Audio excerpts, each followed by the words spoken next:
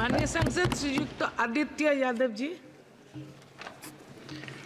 बहुत बहुत धन्यवाद अध्यक्ष महोदय।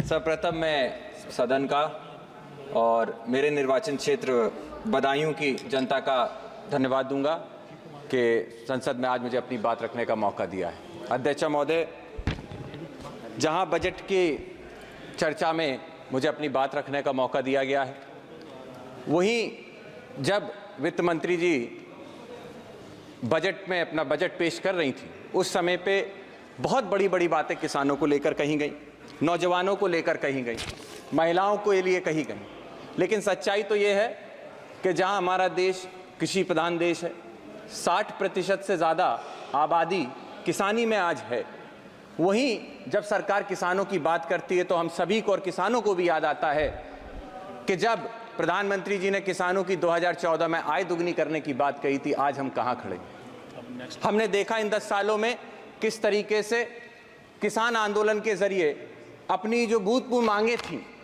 एमएसपी की मांगे, क्योंकि जब हम स्वामीनाथन कमेटी की बात करते हैं तो सामने से पक्ष के लोग हल्ला करते हैं कि हमने स्वामीनाथन कमेटी को लागू किया है। लेकिन सच्चाई अध्यक्ष महोदय ये है कि स्वामीनाथन कमेटी की जो मूल सोल था, जो थी एमएसपी, न्यूनतम समर्थन मूल्य, आज भी ये सरकार उसको लागू नहीं कर पाई है। और सरकार इस बात को याद रखे कि जब सर्दी, गर्मी, बारिश और धूप हमारे इस देश का किसान झेल रहा था, सरहद पे बैठा हुआ अपनी मांगों के लिए लड़ाई लड़ रहा था, उस समय पर यह सरकार ने अपना मुंह फेर कर उस किसान का अपमान किया है। हमें याद रखना होगा कि 700 से ज़्यादा किसानों ने जब अपनी जान का बलिदान दिया, उस समय पे ये मौजूदा सरकार ने उनके बलिदान को पहचानने से भी इनकार कर दिया था। याद रखना होगा कि आज भी इस देश के किसी ना किसी कोने में कोई 800 वो परिवार हैं जिन्होंने अपने मुखिया को खोया है। उन बच्चों के बारे में सोचिए जिस किसान के बच्चों को पढ़ाने के लिए, शिक्षा के लिए वो मजदूरी करता था, खेत में अपनी मेहनत मजदूरी करता था। आज उस परिवार का भविष्य क्या है। मैं आपके माध्यम से अध्यक्ष महोदय पूछना चाहता हूं कि मेरे निर्वाचन क्षेत्र में बदायूं जिस क्षेत्र से आता हूं, वहां पे आज के समय पे सिंचाई को लेकर बहुत बड़ी समस्या है। जहां बदायूं के पास 2 नदियां बहती हैं, लेकिन उसके बाद भी उन नदियों से सिंचाई के लिए कोई भी कनेक्टिविटी नहीं है। मैं आपके माध्यम से सरकार से अनुरोध करना चाहता हूं कि आने वाले समय में उन किसानों के लिए सिंचाई के लिए क्या हम लोगों ने प्रावधान किए हैं। अध्यक्षता महोदय, मैं आपके माध्यम से सरकार को बताना चाहता हूं कि इस समय मेरे लोकसभा क्षेत्र के अंदर सारे किसान ट्यूबवेल के ऊपर निर्भर हैं, और इस समय पे बिजली की ये स्थिति है कि गांव के अंदर 10-10, 15-15 दिन तक हम बिजली नहीं आपूर्ति दे पा रहे हैं। सरकार की तरफ से जिस समय पे एक सर्वे किया गया था, उन्हीं के अधिकारियों ने बताया कि जहां पर 56 सब स्टेशन हैं हमारे यहाँ बिजली के, वहीं कम से कम 33 सब स्टेशन और होने चाहिए।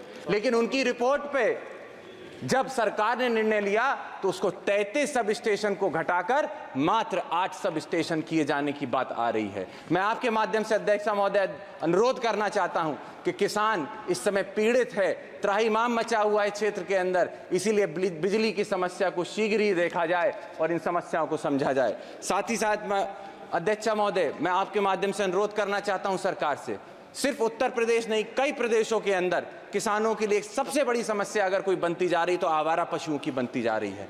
जहां किसान और उसके परिवार को दिन दिन भर इस चरकती धूप में खेती करनी होती है, अपनी फसल के लिए, अपनी फसल की उपजाऊ दाम के लिए खेतों में मेहनत करता है, वहीं वो रात रात भर जाग कर अपनी फसल की रखवाली उन आवारा पशुओं से करता है। वही आवारा पशु जब रात में खेत चर जाते हैं तो किसान का नुकसान होता है, और वही आवारा पशु जब सड़क पे जाता है तो किसी ना किसी नौजवान की या महिला की जान लेने का काम करता है। अध्यक्ष महोदय, मैं आपके माध्यम से अनुरोध करूंगा सरकार से कि जहां आप किसानों की बात करती हैं, मैडम मेरी फर्स्ट टाइम स्पीच है, बस 2 मिनट और दे दें। 2 मिनट मैं आपके माध्यम से अनुरोध करना चाहता हूं अध्यक्ष महोदय कि जहां किसानों की बात की जाती है, वही किसान सम्मान निधि को देखकर सरकार अपनी पीठ थपथपाती है। मैं आपको बताना चाहूंगा कि आंकड़े कहते हैं कि रूरल सेक्टर के अंदर जहां पे खरीद की क्षमता घटती जा रही है, निश्चित तौर पे हमें समझना होगा कि किसान सम्मान निधि किसी काम की नहीं है।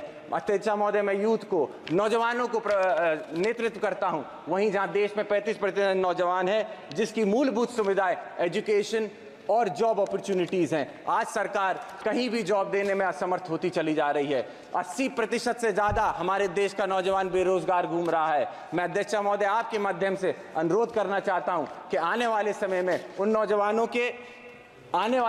नौजवानों के रोजगार के लिए कुछ ना कुछ ये सरकार करने का काम करे। साथ ही में मैं आपसे अनुरोध करना चाहता हूं कि मुझ जैसे नौजवान, कई सारे नौजवान हैं जो यूनिवर्सिटियों से छात्र राजनीति से आगे बढ़ के इन सदनों का नेतृत्व करते हैं, वहीं आज उत्तर प्रदेश के अंदर छात्र राजनीति को खत्म करके कहीं ना कहीं नौजवानों को आगे आने से रोका जा रहा है।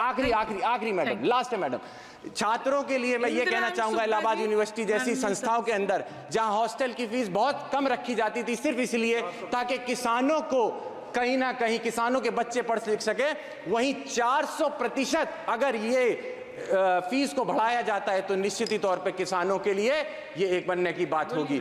आप सभी के लिए मैं आपका धन्यवाद देता हूं और अनुरोध यही करता हूं कि इन सभी बिंदुओं को देखते हुए आप सारी बातों को रखने का काम करें। बहुत बहुत धन्यवाद।